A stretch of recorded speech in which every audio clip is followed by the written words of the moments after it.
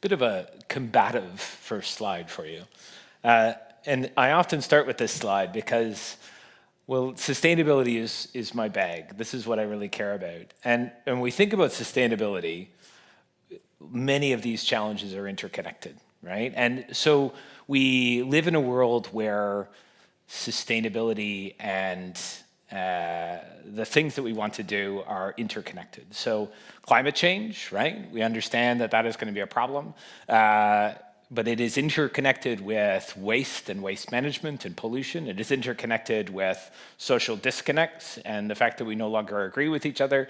It's interconnected with war, and all of those things make it feel really bleak. But I guess our work at the University of Manchester is really focused on what way the world is turning, right? And so are we turning away from fire and death, or are we turning towards it? And we can really only do this with collaboration, right? And so within that space, within that role, this project exists at a nexus point between lots of different institutions, right? So the Henry Royce Institute is the UK's national lab for advanced materials, but that connects in with our home, which is the Sustainable Materials Innovation Hub, which is where our research sits. And it also connects with something called Sustainable Futures, which is the University of Manchester's overarching or underpinning work across all of environmental sustainability. And Manchester is very much a home of trying to find sustainable solutions to environmental challenges, and solutions which are socially, environmentally, and economically sustainable. And so the story I'm going to tell you about today is very much our work around plastics and plastic sustainability, which is caught up in this title, One Bin to Rule Them All. But I'll explain where that title came from in a little bit. Because really, it's all your fault, right? Because you make a choice, right? And you could say, you know, in the lead up to this event, you might need, if you're feeling tired, a coffee, or if you're feeling like you need another beverage to prepare yourself for this, something alcoholic, but you're going to choose, right, what you're going to drink it out of, right? And so how many people in the audience would choose, if they wanted to save the world, the Styrofoam cup? Okay, not many. How many would choose the ceramic mug? Cool. And a couple of you didn't raise your hand. Is this because you're robots and you don't drink? Maybe. When did I raise my hand, though? Well, I raised my hand for the Styrofoam cup, but that seems stupid. Why would I do that? Well, if we think about the energetic cost of materials instead of the economic cost of materials, well, the energetic cost of that Styrofoam cup is really low. And actually, I can make, transport, use, and dispose of 500 of those Styrofoam cups for the energetic cost of one ceramic mug. Because what I have to do is I have to dig clay out of the ground, I have to fire a kiln up to high temperatures, I've got to make that mug, I've got to transport that heavy mug to, you guys look like a Waitrose crowd, Waitrose, and then you have to buy it from Waitrose and you have to take it home. And every single one of those steps has an energetic cost, right? Now, some of you in the audience are saying, this guy's stupid, right? I obviously am going to throw away the thing on the left, right, that Styrofoam cup, and I'm going to reuse the ceramic mug. And what I would ask you is whether or not you want to wash it. So if you want to wash it and you want to take it to your sink, you have to make some detergent, right? You have to heat the water up, and you have to clean the detergent out of the water afterwards. And that's the energetic cost of 2 Styrofoam cups. So as an academic, I feel very proud. In my office, I have a ceramic coffee mug, right? But it's never been washed, right? It has decades of coffee, whatever, residue in there, right? And all academics have this in their office, and this is because we are inherently sustainable. But of course, this is just part of that plastics challenge. We have a demonization of this as a material when actually it's exceptionally efficient. And so when we look at sort of narratives around a plastic-free world, we're actually suggesting that we should get rid of one of the most efficient processes, one of the most efficient materials on Earth. So if I just imagine a swap, tomorrow we have a plastics-free world, what happens? Well, packaging waste quadruples in terms of volume, right? Food spoilage doubles, and food waste carbon footprint is much higher than our plastics footprint. Our vehicles become heavier, so we have to consume more petrol to drive them around. Not in London, right? And our insulation to cool and heat, so it used to be we just needed to heat, right? But cool and heat now increases by 1.5 times. And so plastics play an essential role in decreasing the provision of what we need to provide, right? And if we don't understand the role that they play in terms of energy, we actually are going to have a huge number of different unintended consequences. So if I only think of carbon, right, and we'll talk about things other than carbon in a bit. So plastics save 583 million gigajoules of energy per year. And that is a meaningless number, but we can kind of conceptualize what a barrel of oil is. And it's 100 million barrels of oil that we save because we use plastics over an alternative material. So whenever we're imagining some sort of a sustainable transition, we first have to make sure that we don't screw this bit up. Well, what else do we not, or what else are we going to try not to screw up? Well, any of those systems that we're looking at, we have to first identify why plastics are there in the first place. And so it used to be that we used to consume food, and then a proportion of our population would get sick and die, right? That kind of was sucky, so we should probably try and avoid that. And it also was a situation where we would waste huge amounts of food because it would spoil. And so why is that plastic there? Well, that plastic there is to extend the shelf life of materials, to improve food safety standards, to prevent people from getting sick and dying. Those are things we need to keep doing. There are many things in our plastic universe which are dumb. And you may notice that the meat in the top left there looks slightly sexier than the rest of the meat, right? And that's because a marketing person at some point in time figured out that when you put something on a black background, it popped. And it made people spend more money on that meat. For the vegetarians in the audience, you can do the same thing with an aubergine, so don't feel too proud of yourselves. And so there are things within that plastic system that we need to stop doing, right? Because that black plastic package, we can't recycle it into a high-value product. The other ones we can, right? And so we can do anything and say, well, what are the things that we need to keep doing in that plastic system, and what are the things we need to get rid of? But the first thing that we have to first understand is that the general public, you guys, everyone else in London and around the world, are not going to understand that this actually is, just as Henry Royce suggests, a very advanced material, right? This is not a plastic package. This is actually a plastic tray, or maybe even a plastic reinforced paper tray. It's a laminated film that actually has 5 or more micron thin layers of plastic within it. It has plastic adhesives and heat seals to keep it all stuck together. That paper label that you think is paper is not really paper. It's been reinforced with some sort of a polymer to make it water repellent. And underneath that meat is that absorbent plastic mesh, right? That's been soaked in meat juice to make it not spill over the rest of your food. And so that complexity, everything is there for a purpose. But oftentimes we expect everyone to go and just do what we think they should do to help make recycling work, right? So if somebody says, oh, recycling doesn't work and it's your fault, not just you, but you're part of the problem. But of course, we can get someone to take a plastic tray, rinse it out, put it into the recycling bin. No one is rinsing meat juice out of their foam and putting it into their recycling bin. So actually, we have a responsibility as materials scientists. We need to design around public practice, and we need to design for purpose in order to have this actually work, right? So no wishful thinking, no demanding of behavior change. We have to design materials in order to adapt to the way that society uses them. And of course, this is everywhere. It's not just plastic, which we're going to see in a grocery store, which is where demonization happens most acutely. It's also, and we haven't forgotten that we had a pandemic, have we? No, right?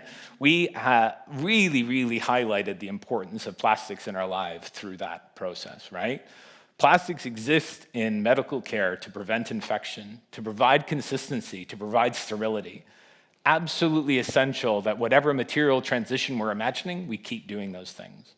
But of course, in those settings, there's huge amounts of surgical excesses. There's presumptive questions about what we might do with those materials, and we actually do a lot of work with healthcare providers to try and make those systems better. And I'm not going to talk really about that today.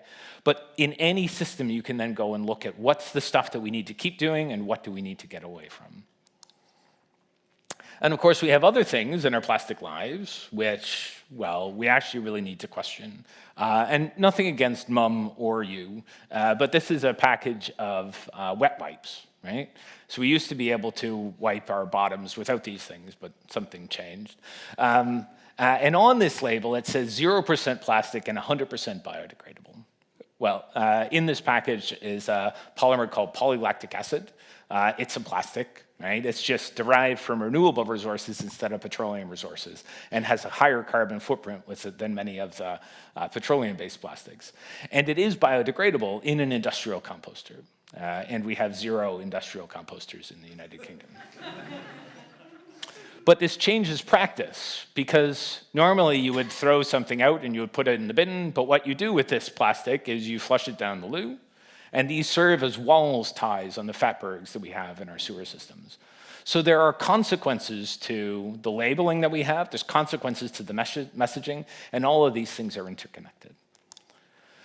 And these choices that we're making, it's really important to highlight that materials are only one part of that problem, right? So maybe instead of using that styrofoam cup, you're going to switch to paper, right? And maybe to drink your lemonade, you're going to go and try and evaluate that scenario. So it's actually, lemons are really low carbon footprint. So if you want to suck it up, then lemonade should be your bag. So 0.2 kilograms of CO2 per kilogram of lemon, 1.8 kilograms of CO2 per kilogram of lemonade, right? So you can see how transformation and manufacturing are going to influence these. 6.2 kilograms of CO2 per kilogram of paper cup, and only 2.1 kilograms of CO2 per kilogram of styrofoam cups. Yeah, all seems quite good. So we should drink whole lemons out of styrofoam, good? But of course, we don't do that. We want to drink other beverages. Well, what do I depend on? I depend on coffee. 17.5 kilograms of CO2 in a single espresso shot, and 85.4 kilograms of CO2 in a latte. When we're thinking about sustainability, plastics are really important, but they are part of that problem. And taking a systems approach to actually look at how these are interacting in the system and recognizing the relative impacts these can have on the world is really important. And of course, anybody know these guys? Well, not these guys. So this is Extinction Rebellion, right? So Extinction Rebellion some years ago said, oh, like we want to be 0 plastic, right? We shouldn't have plastic in the world. And so, I talked to Extinction Rebellion, not these guys, they were busy. But like, it's really important to highlight that they're not realizing while they're being plastic free that they have it in their textiles, in their PPE, in their footwear, in their electronics, and even in the adhesive that is attaching this gentleman's hand to the London Stock Exchange. Our polymer world is immensely complex. And to make that sustainable requires a very nuanced and systemic approach. And all of these benefits of plastic, right? And I've been defending it for a while now, and I'm actually sort of surprised that I've not had slightly off fruit lobbed at me from the audience yet. But that does not mean that they're not a problem, right? Because when we do not value these materials, when we mismanage these materials, there are huge consequences to it. But it's not the consequences from the material, it's the consequences of the fact that we have not managed these materials well. Because we need to ensure that these do not end up in our environment, because macro-sized plastics from litter, fisheries, industry, micro and nanoplastics from partial degradation, inadequate waste management facilities that we have here in the UK and much, much worse abroad, plastic producers deflecting criticism and pretending this isn't a problem, all of this is about the prioritization of economy over environment. And we have to have a really deep look at what sustainability means for plastics to ensure we can get the value from them without having the damage from them. So how do we do that? So what makes this sustainable material? Dave Knowles, the CEO of the Henry Royce Institute, is here, and we were debating this before, right? My argument is that it doesn't exist, right? So there is no such thing as a sustainable material. But there are things that we need to consider when we're looking at those design principles. So the first is that we have to recognize the societal value of these materials, right? And we have to recognize that when we do a swap, there are consequences to it. Sometimes that's more waste, sometimes that's more CO2, but we have to understand, back to that burning earth, that these things are interconnected. The second thing we have to realize is that there is a huge diversity of the role that these plastics play, and that diversity means that it requires optimization. There are no silver bullets. There is no panacea here. We actually have to be able to consider how do we use those plastics and keep them in their highest value condition, regardless of whatever they are. So there's things that we should reuse, there's things that we should recycle, there's some deconstruction work that I'll talk about, but deconstruction is going to be important. And if we can't do any of those things, that's when we turn to something like energy from waste or pyrolysis. Because there are grave consequences for an imagined plastics-free world. And there are grave consequences in unfettered extraction and pollution. So we have to find some way forward to meet that disconnect. And so really what this is it's not that there is a sustainable plastic out there, but there is a sustainable system in which that plastic exists, in which we have a future that recovers value from all of these different materials, and not just plastics, but all of the materials in our lives. And that future has to extend these systemic approaches to all kinds of different materials in order to create value. So if you're going to remember one thing from tonight, it's this. It does not matter if something is reusable or recyclable or compostable. It only matters if it is reused, recycled, or composted, right? So we got away from single-use bags, and then we all bought the slightly posher plastic bags and then didn't reuse them because we would forget them whenever we were going around. That is essential. If we do not actually action, if we do not assure the fate of these materials, then we haven't actually done anything at all. So what are we going to do about it, right? So I'm an academic. I do research. It's exciting. And I'm going to tell you a bit about some of the stories that we've come up with working at the Henry Royce Institute and the Sustainable Materials Innovation Hub. And the first one that I'm going to talk about is this centerpiece, one bin to rule them all. One bin to rule them all started as a Lord of the Rings joke, and now it will end up on my gravestone, I think. But when we get a meme-worthy pun like that, we really sink our teeth into it. So just watch In this. 2021. Yeah, we really doubled down on that.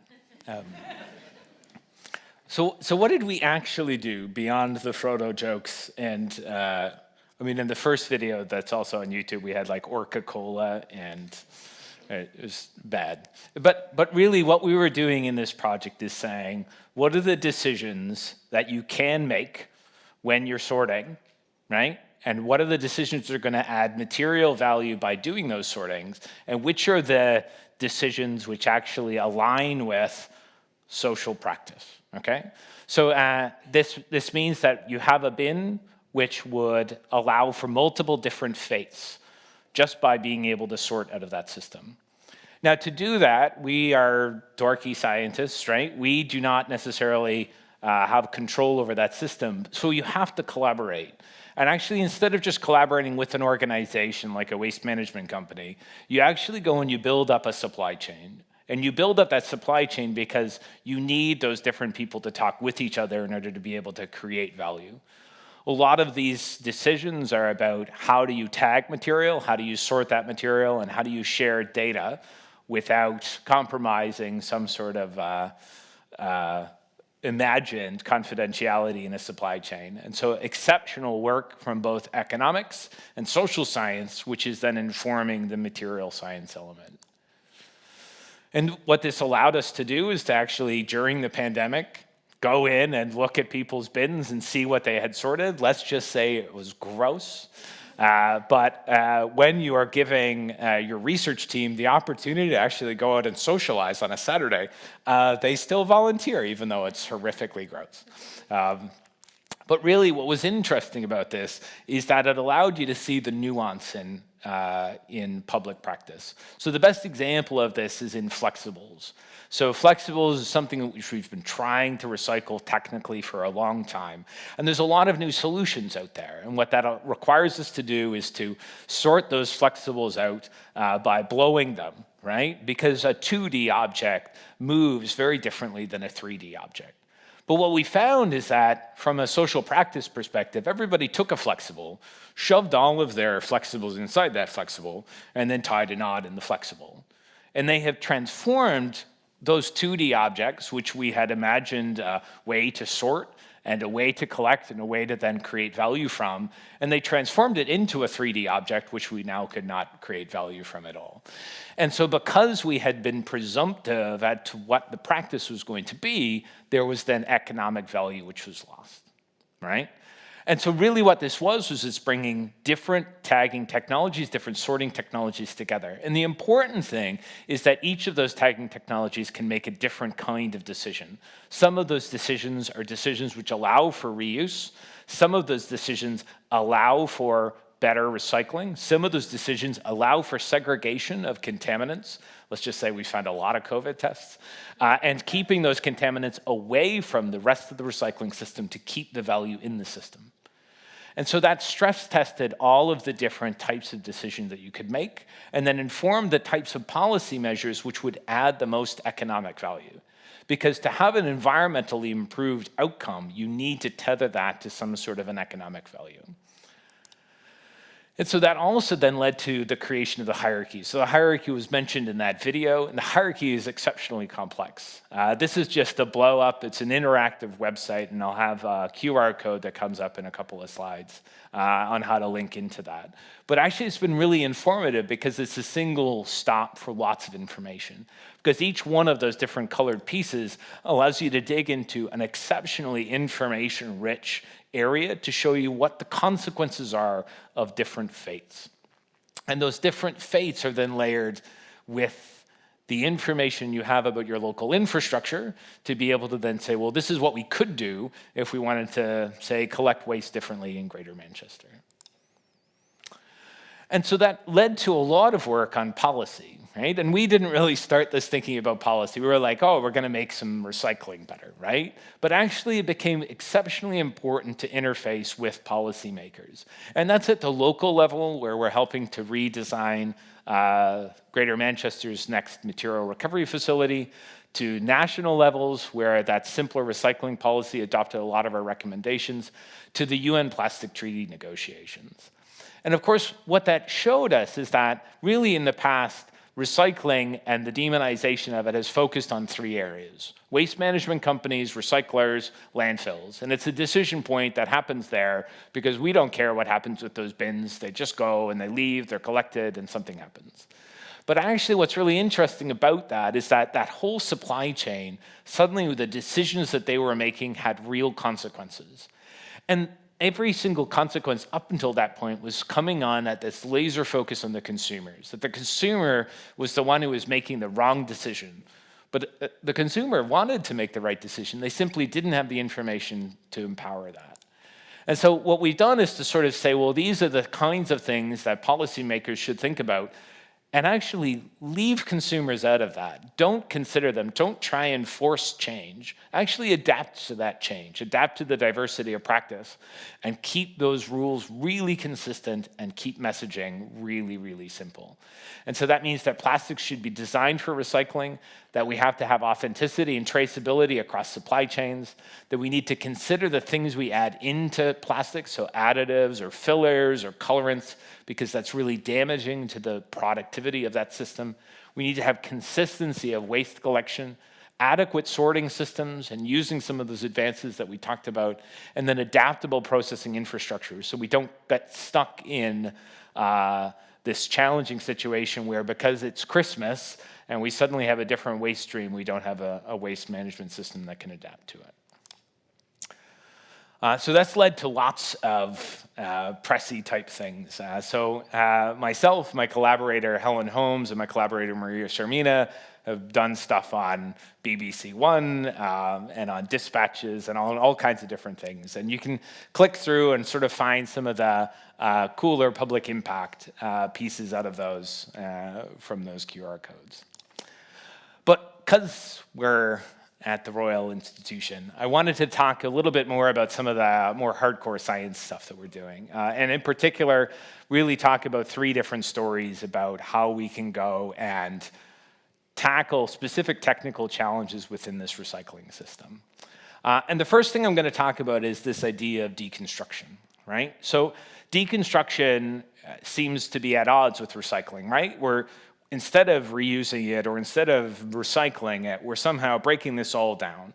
But actually, it's really important in certain scenarios. And the first thing I wanted to talk about is to articulate the difference between what a thermoplastic is and a thermoset.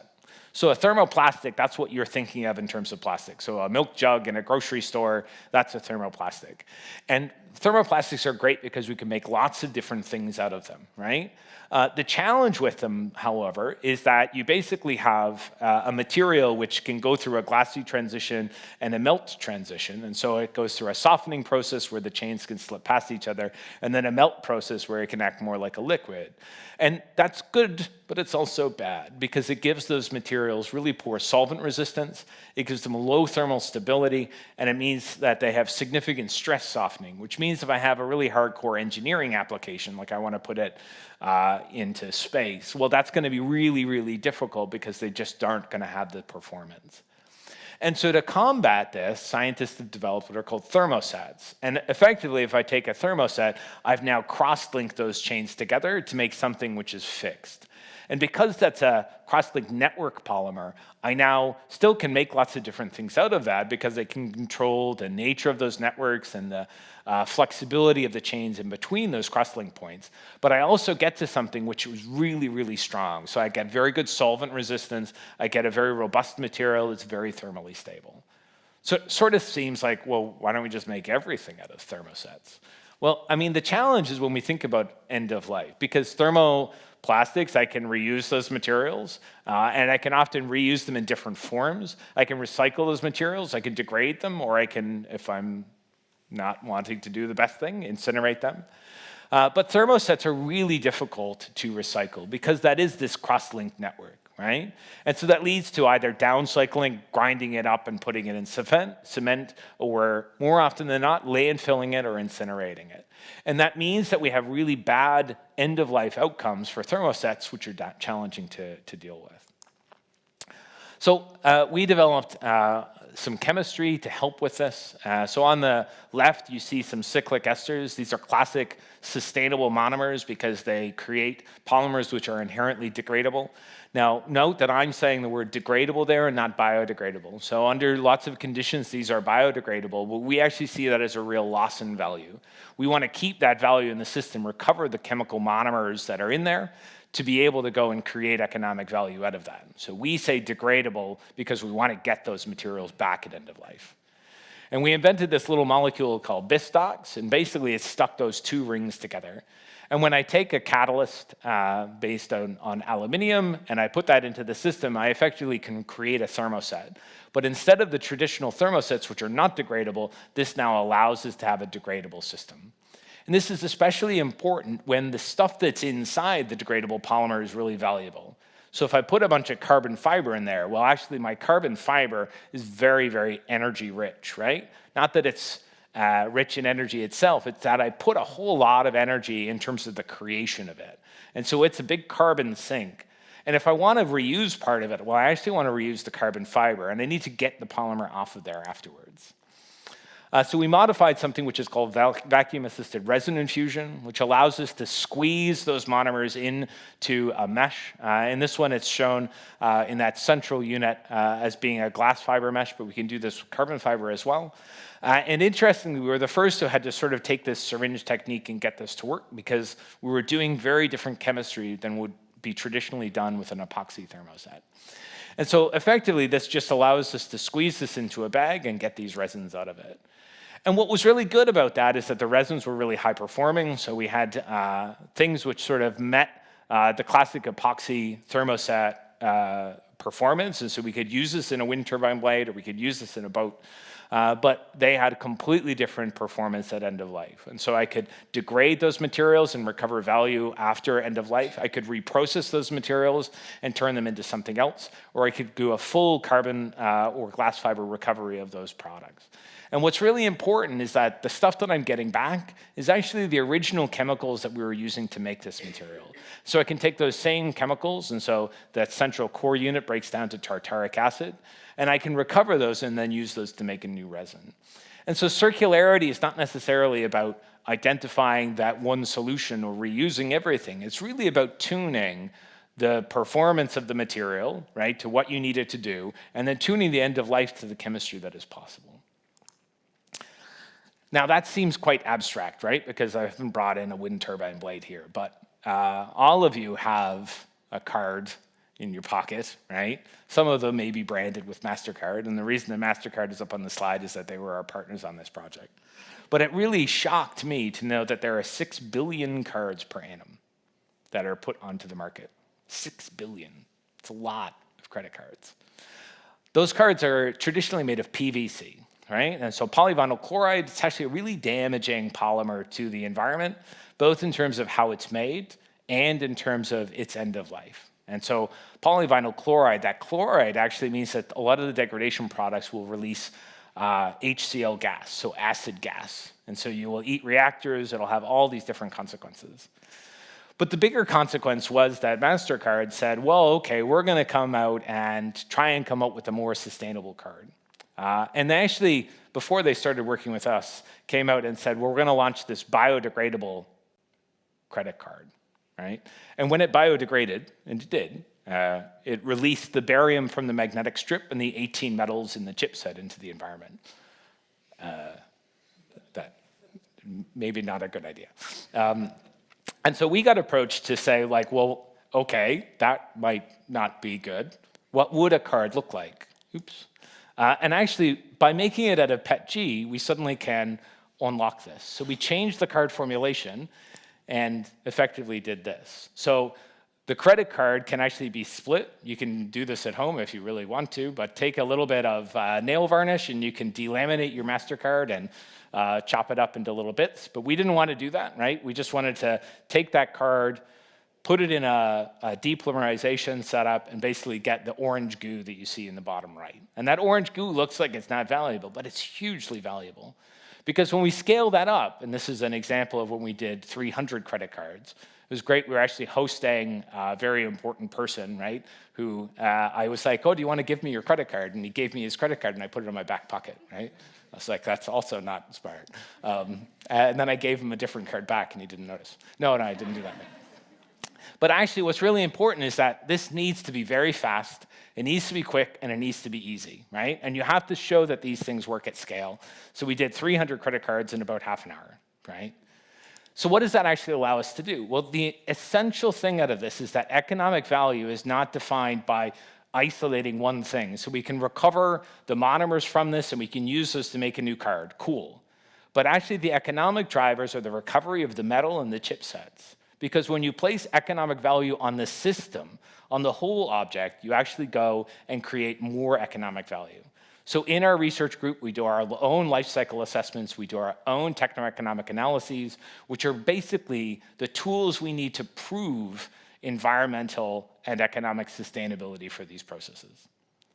Now, the sad thing is operationally, you can do this one of two ways. You can do something which is more environmentally sustainable and less economically sustainable, or you can do something which is still much more sustainable than what we currently do, but much more profitable sooner, right? And you can guess which one industry is scaling up.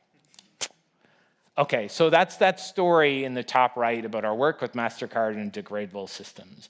And degradation is important, but we actually are not keeping that in the highest value condition, right? It would be much better to reuse or recycle those objects so that we can keep those in their original molecular forms. And so I'll talk about mechanical recycling next. So mechanical recycling as a fate for thermoplastics is the most energy and resource efficient fate for a plastic material right now. It's a low carbon footprint option. But the problem is that when we have a variable feedstock, and so when we have contamination in what we call post-consumer recyclate, this means that we have very poor quality because of that contamination challenge. And what that does is it leads to inconsistency. And that means that not only are we eroding trust with the general public, we're also eroding trust with the industry players who might then be adopting those materials. But what we've shown in our lab is that technically recycling works really well as long as you have control over feedstock. So when you have good sorting and when you can clean your plastic well, right? And by the way, I don't mean you guys are cleaning your plastic at home well. I mean that we should have a system to clean the plastic well. You can recycle those plastics like HDPE or high density polyethylene, LDPE or low density polyethylene, PP or polypropylene or PET, polyethylene terephthalate. Those are the classic materials we're using in the UK. That those we can recycle many, many times. So recycling does work, right? But of course, what I'm doing in the lab is effectively what is called post-industrial recycling. So I'm taking offcuts of materials, I'm shoving them back into my system, and looking at that extrusion-based damage that is happening through the system. That's very different than PCR. And so PCR struggles because, well, you guys have used stuff, it's you again, right? You've used something, and that's introduced a bunch of contaminations based on use. But I also have all these different suppliers, right, who all have their own packages, and all of those special secret sauces, the additives and stuff like that are in there. All of that is getting mixed in together. And that diversity of feedstock leads to a consequence in post-consumer recycling. And so if we want to try and rebuild trust, well, the first thing we need is data. And actually, what we did not have with PCR is really good data. And so working with Tom MacDonald at the Henry Royce Institute and the University of Manchester, we developed this project where we sort of said, well, let's take an analytical approach to this. So 32 different plastic feedstocks. We did not know anything about them, right? So it's entirely blind to us. 12 analytical methods enabled by all the fancy equipment at the Henry Royce Institute, and then all these different material characteristics. So effectively, what we were doing is getting graduate students and postdocs to gather data, right? Now, what do you do with that data? Because actually, it's too much data for us to really understand. 3,300 measurements, each separated out into a different component. And so we collaborated with data scientists to be able to say, well, what are we actually going to be able to unpick from this information? And the key out of that is that these are exceptionally information-rich data sets, but when a computer looks at them, you get a way different view of what differences are meaningful. And so if I just look at this, which is the data set for a technique called FTIR, we can suddenly see the similarity indexes. So if we look at those virgin grade or perfect, pristine plastics, what are the things which are most similar to it and which are the grades that are most different? And you can go through and try and pick out all of these different chemical signatures, but the important realization was that actually we should not do that at all. So forget about our chemistry intuition, hurt my soul that, but and actually just go and say, well, what are the correlations that we can see? So using principal component analysis of post-consumer recyclate compared to post-industrial recyclate, PCA of PCR versus PIR, we were able to start to see really important data features between these different elements. And by unpicking that, you can actually go and see trends and be able to identify what are the key signals that you're looking at. And they were not the things that we expected. They were very different. And basically that allowed us to develop analytical tools which would be more accurate in predicting the quality of recyclate if you were then going to do more work on it. And so then in our group, sort of in parallel with Tom's work, we were developing a single analytical quality control tool to be able to do this. And we used a technique called rheology to do this. And so rheology, basically, I take my plastic, I squeeze it between two plates, and I turn. And I think that turning is really important because what we want to do is we want to try and simulate the damage which happens as I'm doing a recycling process. So hot molten plastic, and I shear it, and I hold, and I shear it, and I hold, and I shear it, and I hold, and I shear it, and I hold. And I look at the way that flows, the ways that the chains move past each other. And what I'm doing when I'm shearing it and shearing it and shearing it is I'm tearing those molecular chains. And so I get a balance between what's called chain branching. So I start to see these chains turn into spiders, or I see chain scission. I see these chains breaking. And the balance between those different elements is actually really important to understanding the nature of degradation. And so I can control which of those happen just by changing the atmosphere. So if I put this experiment under N2, I basically don't get thermo-oxidative degradation. I get thermomechanical degradation. And that thermomechanical degradation changes when I switch that to air, when I introduce oxygen, because I have thermo-oxidative degradation. And so oxygen is a really good catalyst to promote the degradation of these materials. And you can go and do fancy things like the graph on the right, where we change the composition of air, right? And so we're sort of mixing those different gases in to control the amount of degradation that we see. But actually the key realization for us is that the thing that changes most is how rapidly these materials degrade. And so if I just look at the slope of those materials, so how quickly we're seeing a degradation, I can get a property which is called VDEG. And so if I look on the left here, I see a VDEG measurement for N2 versus air. So I see this big spike up in terms of how quickly this is degrading, and actually then a convergence afterwards. And actually, if I then take that exact same plot and I do that and normalize that for all of our different grades, I suddenly get something which is amounting to a quality score. I can actually score different virgin grade materials and say which is better, or at least which is more resistant to degradation, and then grade the different recyclates which then map onto our performance. And so with our partners, we now have bottle trials, which actually have just completed, which sort of validate that these are really accurate measurements to be able to predict the quality of recyclate. And we now have a wealth of different industry partners which are adopting that after this publication that just came out.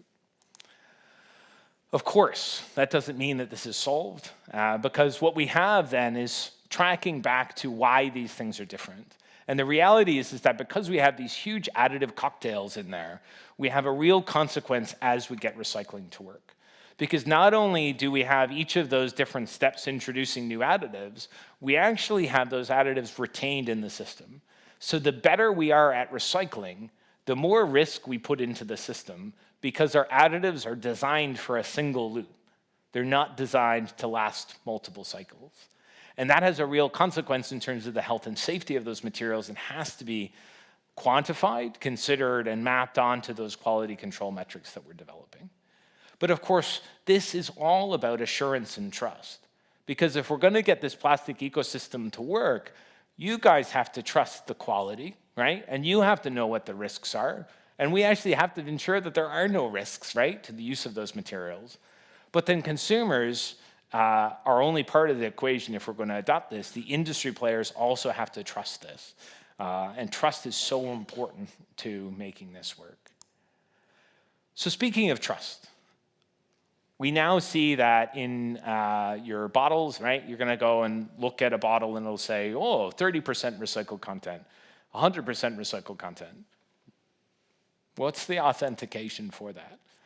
And this is now becoming a marketing tool and an economic driver. So we have the UK plastic packaging tax, which is mandating 30% recycled content into those plastic packages.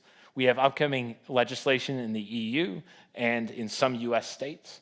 But of course, we have no method to actually determine how much is in there. And what we do right now is what's called the mass balance approach, which is to say, well, I bought this amount of recycled plastic, and I bought this amount of virgin plastic, and I know how to do long division, so that's my percentage. And the challenge is one of the organizations that we don't work with, but we know of, took that really poor quality. So remember, there's variable grades of this recycled plastic. They took the worst quality recycled plastic. They burned it for energy, yeah? So that they could make their bottles out of virgin. And then they said that they bought recycled content, and so therefore there must be recycled content in their system. Really problematic incentives to fraudulently report recycled content. So we developed a methodology. Again, we would never want to do these things on our own. We always build up these industry partnerships to help make this a reality, to try and quantify the amount of recycled content in plastic packaging. So we developed this technology in-house in our labs, but then rolled this out into 3 tons of different trials in the UK, in the EU, in the US, and in China across HDPE, LDPE, polypropylene, and polyethylene terephthalate. So huge project, right? Very difficult for me as an academic to conceptualize a ton of material, but we did 3 tons. And I think what was really interesting about this is that you could use this technique and get these calibration curves. So we're using fluorescence spectroscopy, and importantly, we're normalizing these fluorescence spectra and looking at those 2 wavelengths. And basically, what I see is an aggregation-induced change in my fluorescence. And so I have these small molecules which can stack or destack. And as I introduce more virgin content, that destacks the material, and I basically have a reduction in that peak. And so I can then take those spectra and sort of auto-process it and then be able to get this nice straight line, which correlates between recycled content and the signal that I'm seeing. You can do all kinds of fancy stuff like normalize those spectra as those are coming back in on another loop. We had a whole economic model all based on that. And so then it was like, roll it out, let's see what happens. And actually that works really well. So on the left, you can actually see there's a colorimetric sensor, so you can go and look at these materials and quantify just by, well, this is slightly different blue, but you can get those same levels across these different partners. And then the challenge was this: as soon as we went to a different partner, right, well, nothing made sense anymore. And the reality is that the way that we process plastics around the world is different. And actually what we showed is that the inclusion of recycled content in those different countries, and even in the same country, just on different pieces of processing kit, was different. And that has a real consequence. And it's going to have a consequence as we look to recycle polyamide fishing nets, look to recycle automotive parts, but especially in terms of bottles. Because if we include recycled content asymmetrically in that bottle, well, what happens when we have too much recycled content in one part of that? That is then, again, going to lead to deleterious effects, a package that is weaker, and a consequence on that system. And so a lot of our work in this space is actually to try and articulate risk for these companies who have adopted these sustainability solutions. So my time is almost up. And I think what's really important is to highlight that this requires a lot of work. And it's not just work for us as academics, and it's not just work for a material scientist, but it's a material scientist collaborating with experts in social science and economics. It's a material scientist who knows a lot about plastic, but needs to understand a much broader material scope to be able to deliver on this. And it's a material scientist who is really, really keen to work with policymakers and industry to try and get change which actually happens in the real world. So what's next? Well, in terms of numbers, 580 billion plastic bottles, right? Tiny loops. We drink a bottle, it goes back into the recycling system. Depending on where you are, I think Norway is the quickest. So in terms of Norway, you're about 3 weeks on the market before that bottle has been recycled and you're drinking out of it again. And we were all impressed, 6 billion plastic cards, but actually they don't weigh very much. So that's about 30,000 tons. But really, really important to us in terms of the volume is the automotive industry. So we work with Polestar through a Royal Academy of Engineering chair because that's 173 million tons of vehicle weight each year.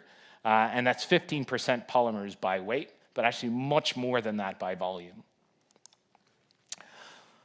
Whoa, if I thought MasterCard and a Pepsi bottle were tough. But it's fascinating because now we have this huge diversity of different material flows. We've got a car seat that has a polypropylene back. polyurethane, foam, a polyester textile, and that's just the seat. And so how are we going to go and design this? What actually really requires a huge amount of complexity. You have some solutions where you can make something more sustainable by making it bio-based, sometimes where you've got CO2 sequestration as a source of those new materials. A big bulk of this, I think we're already showing, is about increasing the recycled content of those materials. And that also includes the fact that these are almost all complex multi-materials. And we not only have to consider the sustainability of the plastic bit, but also the sustainability of whatever fillers or laminates or other materials that are in there. So really, really fun project and something that we'll be doing for the next 5 years.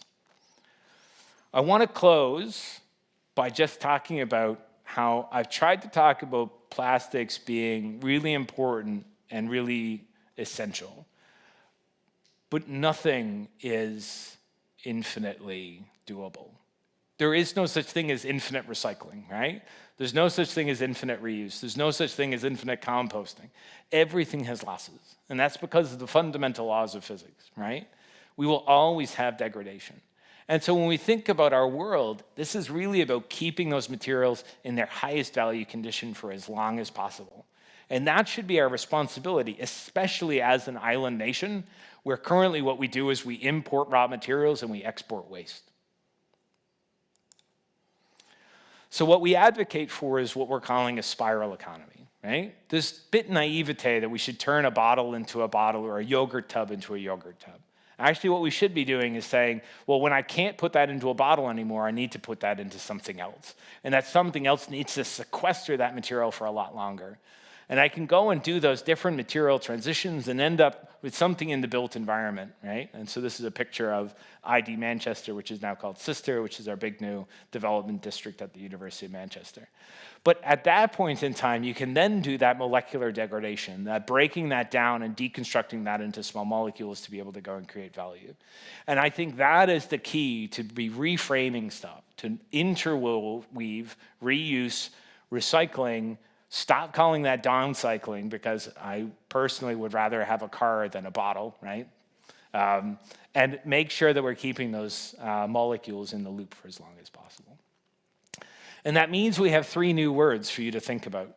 And that's that we have to ensure that materials are valued. We have to ensure that they are unmade. And we have to stop our addiction to extraction, right? And we do those 3 things layered with those different options for the fates of materials, and that is our path forward to a sustainable future. So in my last minute or so, I'm just gonna close with this. So coming here today, right, you've traveled from all over, but probably some of you, many of you from London, right? And you're like, oh, this is gonna be a cool night, so I need my favorite jeans, so you find your favorite jeans, yeah? But you actually realize that your favorite jeans are dirty, and so you have to take them to the washing machine, right? You gotta wash them, dry them. And then you realize you don't really know where you're going, right? So you pick up your phone, yeah? And you're like Googling Albemarle Street or wherever we are, yes? Yeah. And by connecting there, you connect to some GIS server hub, and that connects information, and magically instructions show up on your phone, right?